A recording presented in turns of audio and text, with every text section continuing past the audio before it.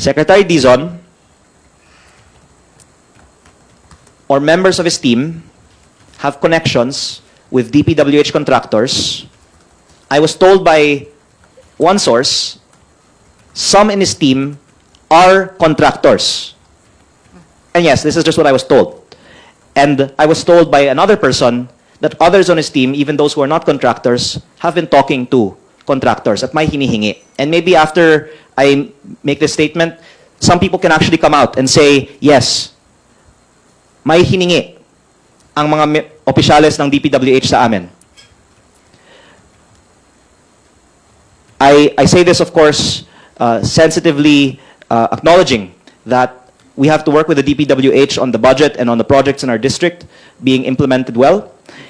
And I hope that this does not get taken personally. And I am not saying this in a political context. I'm saying this from a intent for there to be reform based on the proposals that I've made for DPWH.